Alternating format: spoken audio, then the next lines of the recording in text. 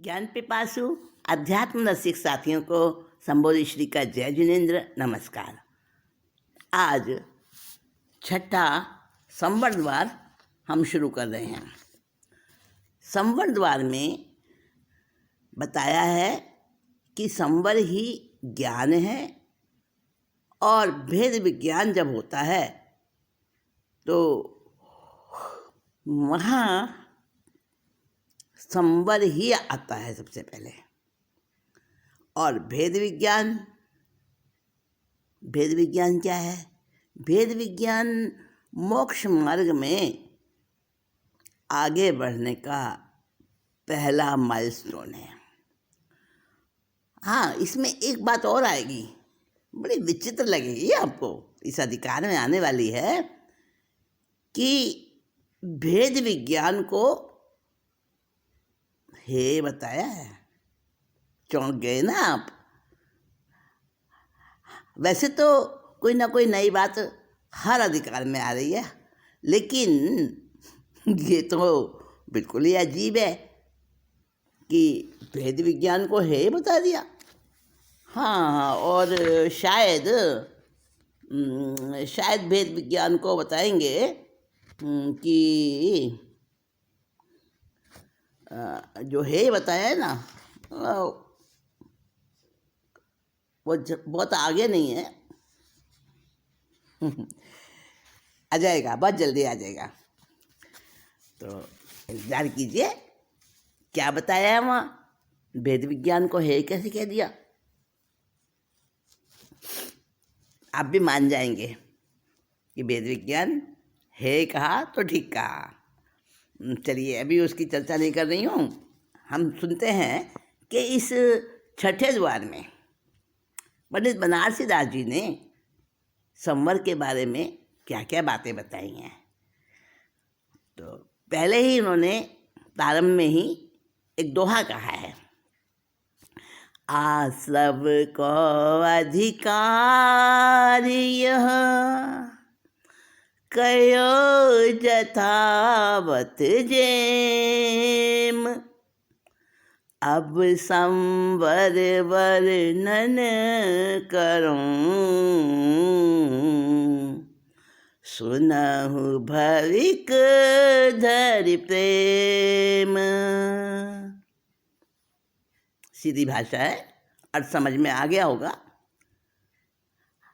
ये आश्रव का अधिकार जो भी पिछली मीटिंग में हमने समाप्त किया है, पंडित बनारसी दास कहते हैं कि आश्रव का अधिकार कयो जथावत जेम, जैसा आगमों में वर्णन है, जैसा उसका स्वरूप है आश्रव का, उसको यथावत माने जैसा का तैसा, उसी प्रकार मैंने जैसा है वो अधिकार में स्वरूप बताया है आश्रव का, वैसा ही आगमों में कहा है। अब मैंने आपके सामने उसी प्रकार से उसका वर्णन किया है। अब मैं संवर का वर्णन करने जा रहा हूँ। तो हे भव्यजनों, सुनहु भविक धरि प्रेम। आप संसार के भव्यजनों, जो आप संसार में हो और आपको मोक्ष की, आत्मस्वरूप की शुद्धता की ललक लगी हुई है, हे भव्यजनों, अब मैं संवर का वर्णन करूँगा। अब मैं संवर के बारे में बताऊँगा और उसको आप बड़े प्रेम पूर्वक सुनो। फिर अगले सवैये में पंडित बनारसी दास जी ने संवर को ज्ञान कह दिया है और ज्ञान रूप संवर को नमस्कार करते हुए कह रहे हैं, आत्म को अहित अध्यात्म रहित ऐसो, आश्रव महात्म अखंड अंडवत है, ताको विस्तार गिली बेको पर कट भयो, ब्रह्म अंड को विकासी ब्रह्म अंडवत है, तामे जामे सब रूप जो, सब में सब स्वरूप जो। आत्मस्वरूप के रसिक जिज्ञासु भव्यजनों, आज हम संवर द्वार का प्रारंभ कर रहे हैं। पिछली मीटिंग में आश्रव अधिकार को समापन किया था। पंडित बनारसी दास इस संवर अधिकार में कुछ नई बातें भी बताने वाले हैं। ऐसे तो हर अधिकार में नई नई बातें आएंगी, लेकिन इस संवर द्वार में कुछ ऐसा भी आने वाला है जिसको सुनकर चौंक जाओगे आप। हाँ, उदाहरण बताऊं? इसमें आएगा कि संवर शुरू होता है भेद विज्ञान से, और भेद विज्ञान यह है आत्मा के लिए है भेद विज्ञान। चौंक गए ना? आत्मा के लिए भेद विज्ञान है। अच्छा, तो जो आत्मा के लिए है उसकी बात क्यों कर रहे हैं? भेद विज्ञान की बात तो हम करते आए हैं, पर कैसा है हाँ, ये भी आपको बताएंगे। चलिए, ज़्यादा आपको मैं क्या शंका और आशंका में नहीं रख रही हूँ। शुरू करते हैं संवर अधिकार। प्रारंभ में ही एक दोहे में पंडित बनारसी दास अपनी बात कह रहे हैं। आश्रव को अधिकार यह कहो यथावत जेम, अब संवर वर्णन करो सुनहु भविक धरि प्रेम। मैंने आश्रव का अधिकार यथावत यानी जैसा करना चाहिए उसका वर्णन, जैसा उसका स्वरूप है वैसा मैंने पिछले अधिकार में सब बता दिया है। और अब संवर वर्णन करो। अब मैं इस अधिकार में संवर का वर्णन करने जा रहा हूँ। हे भव्यजनों, हे मुमुक्षुजनों, मोक्ष के अंदर आपका जो जिज्ञासु भाव है उसको यथावत रखते हुए आप सब भव्यजन प्रेम से, धैर्य से इस संवर अधिकार को सुनो।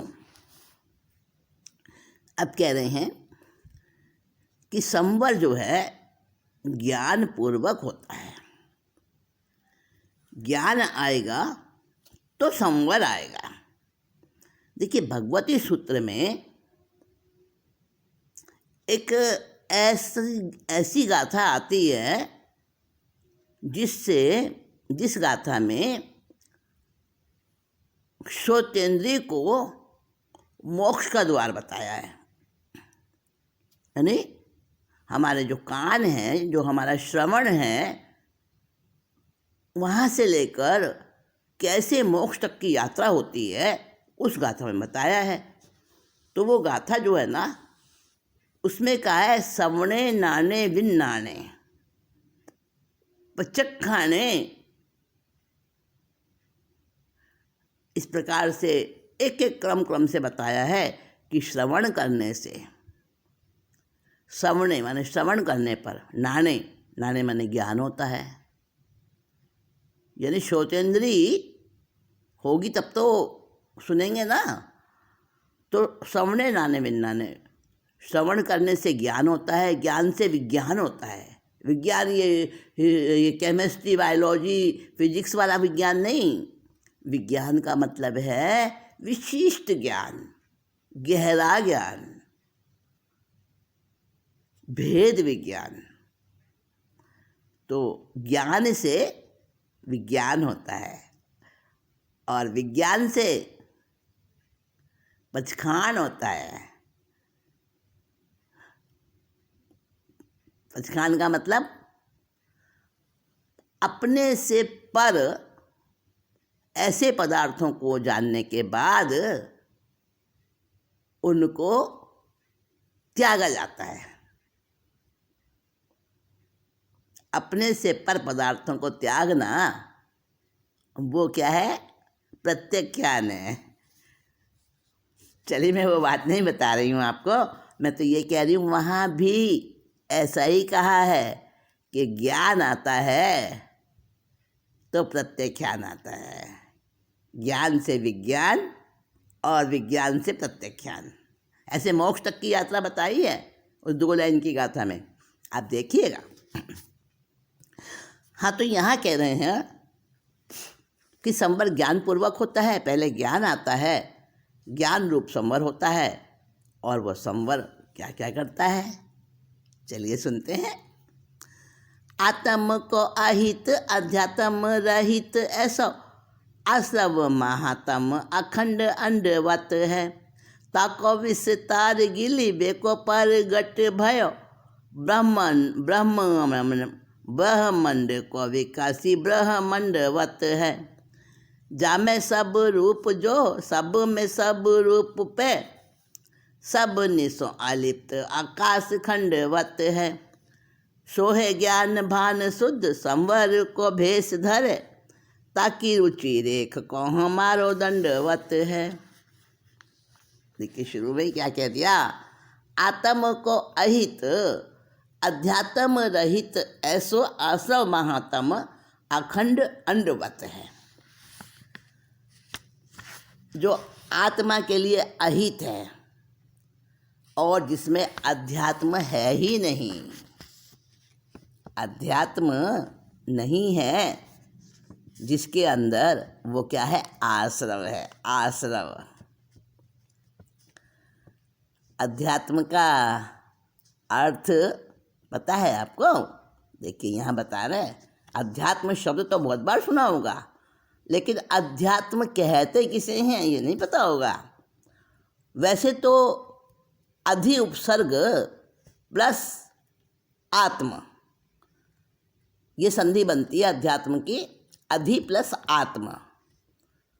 और आत्मा किसे कहना? अधि माने तो जो आधार है, जो अंदर है। अधि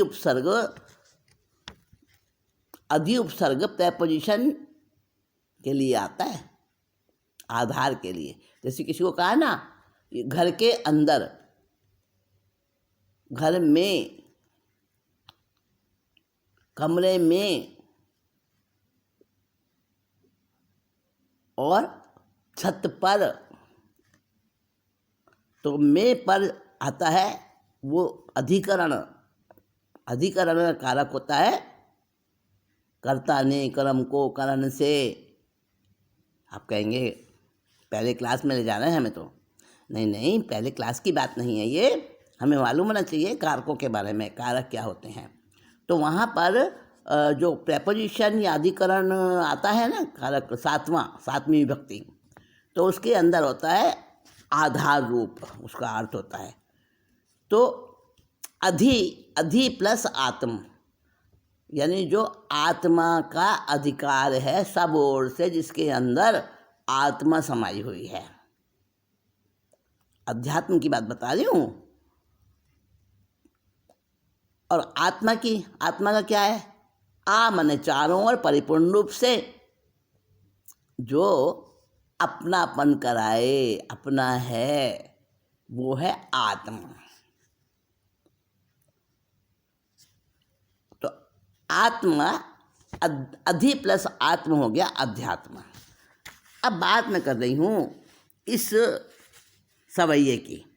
इसमें कहा ज्ञान रूप संवर है और उसको मेरा नमस्कार है। तो बताते हैं, पंडित बनारसी दास जी कह रहे हैं, आत्म को अहित, जो आत्मा के लिए तो घातक है, अहितकारी है, और अध्यात्म रहित है, जिसके अंदर अध्यात्म है ही नहीं, ऐसा आश्रव है। और आश्रव और क्या है? महातम, मतलब घनघोर अंधेरा है, और अखंड है, और अंडे के समान है। समझो, जिसने चारों ओर से घेरा हुआ हो, गोलाकार, ऐसा एक अंधेरे से बना हुआ घोर अंधेरा जिसका स्वरूप है, ऐसा एक अंडा है, वो है आश्रव। जिसने चारों ओर से घेर रखा है, आत्मा का अहित करता है जो, और जिसमें आध्यात्म तो है ही नहीं। ऐसा अंधेरा अंडा अखंड रूप, अखंड अंडे रूप आश्रव है, आश्रव। उसका अर्थ ये आ माने चारों ओर से, स्रव माने जो रिश्ता रहता है, चारों ओर से स्राव करते रहता है। स्राव माने तरल पदार्थ जैसे रिश्ता है ना, उसको स्राव कहते हैं, स्राव, सिक्रेशन। तो आश्रव की परिभाषा दे रहे हैं, ऐसा वो आश्रव है। ताको विस्तार गिली बेको परकट भयो।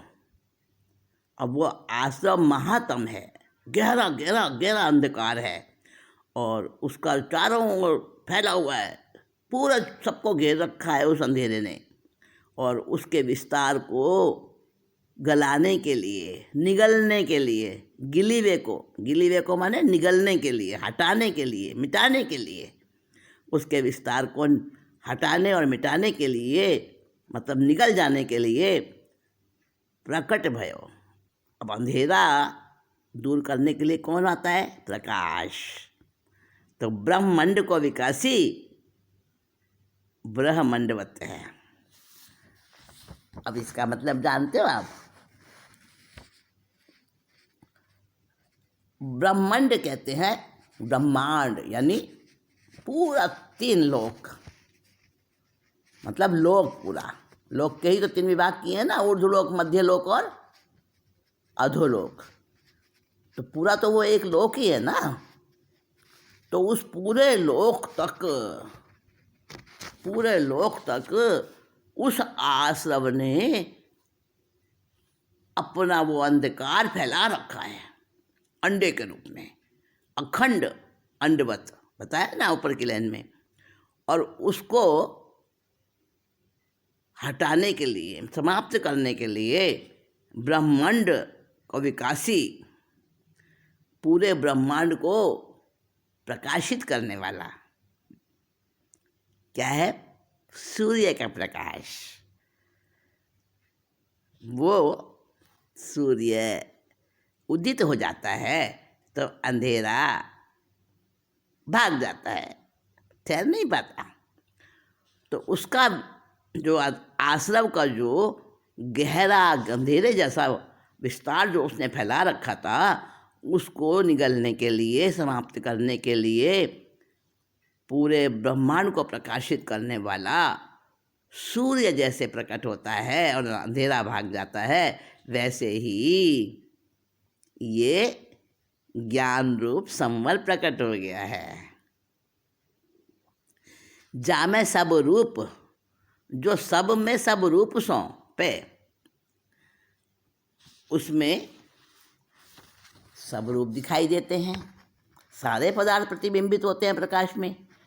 और वो प्रकाश कुछ अलग नहीं है, जितने पदार्थ उसमें दिख रहे हैं उन सब का रूप ही तो है प्रकाश।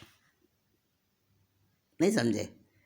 देखिए, कल्पना कीजिए एक अंधेरा कमरा है, बहुत अंधेरा है, और उसमें आप कोई चीज़ ढूंढें तो आपको मिलेगी क्या? नहीं मिलेगी ना, कहीं ठोकर भी खा सकते हैं अंधेरे में।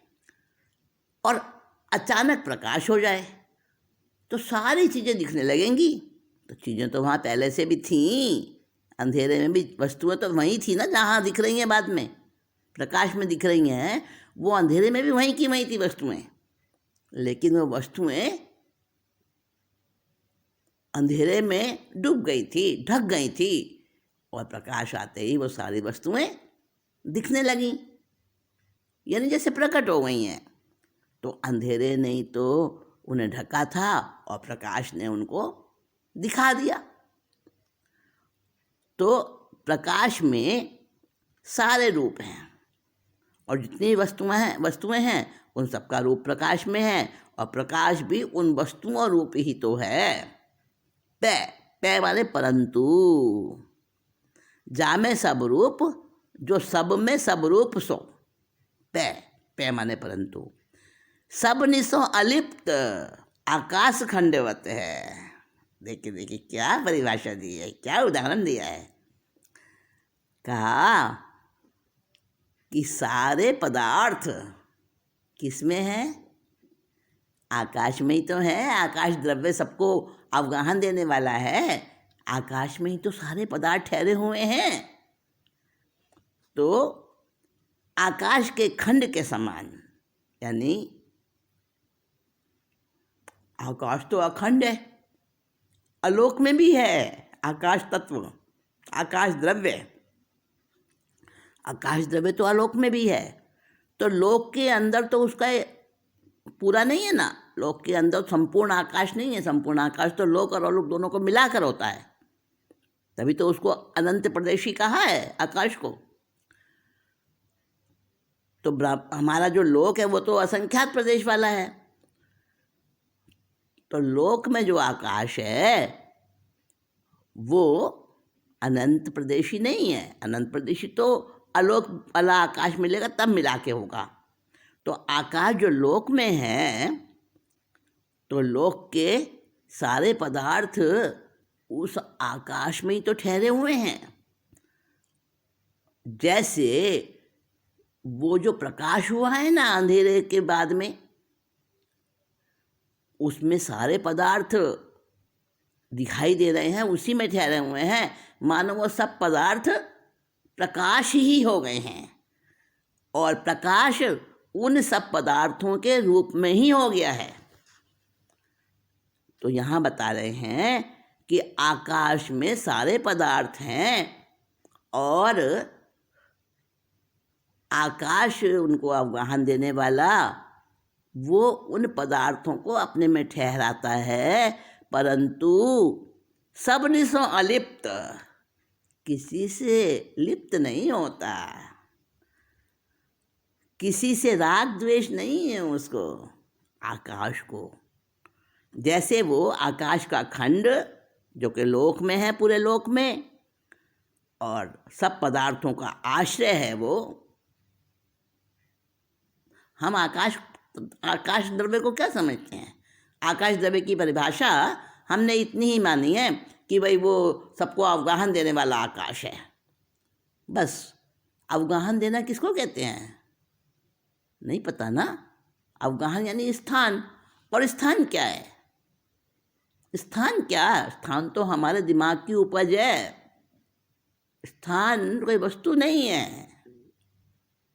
हाँ, आकाश का मतलब है कि ऐसा पदार्थ जिसमें होल्डिंग एंड शेपिंग का गुण है।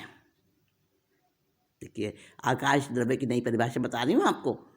जो पकड़ के रखता है, होल्डिंग एंड शेपिंग का गुण है, उनको आकार देता है, उनको उनके स्वरूप को बताता है, वो है आकाश द्रव्य। विज्ञान भी तो कहता है ग्रेविटेशन एनर्जी है। आकाश द्रव्य को वैज्ञानिक भी ग्रेविटेशन एनर्जी बताते हैं। ग्रेविटेशन क्वांटम फील्ड वो आकाश शास्त्री है। खैर, ये लंबी चर्चा है। यहाँ पर मैंने थोड़ा सा आपको बताया है कि आकाश से तुलना की है। किसकी? किसकी तुलना की है? प्रकाश की। कि जैसे प्रकाश में सब शामिल हैं, प्रकाश सब में शामिल है, सारे पदार्थों में, उस जैसे कि आकाश सब में है और सब आकाश में है, लेकिन फिर भी आकाश सबसे अलिप्त रहता है। वैसे ही वो सूर्य, वो प्रकाश, वो सबसे अलिप्त रहता है। तो सूर्य किसे कहा? ज्ञान भान, यानी ज्ञान रूपी भानु, ज्ञान रूपी सूर्य। सोहे ज्ञान भान शुद्ध संवर को भेष धरे। ज्ञान रूपी सूर्य शुद्ध संवर के वेश में वो बड़ा शोभायमान हो रहा है, ताकि रुचि रेख को हमारी दंडवत है। और उसकी रुचि रेख, रुचि माने वो रुचि नहीं जो हम रुचि या रुचि, नहीं, रुचि यहाँ पे किरण के लिए आया है। किरण का पर्यायवाची होता है रुचि। अर्ची भी होता है, रुचि भी होता है। तो उसकी जो किरण की रेखा है ना, प्रकाश की जो किरण है, उसको यानी प्रकाश को मेरा दंडवत प्रणाम है, जो शुद्ध संवर यानी सूर्य के वेश में ज्ञान का रूप रख के आया है, अंधेरे को यानी आश्रव को मिटाने के लिए।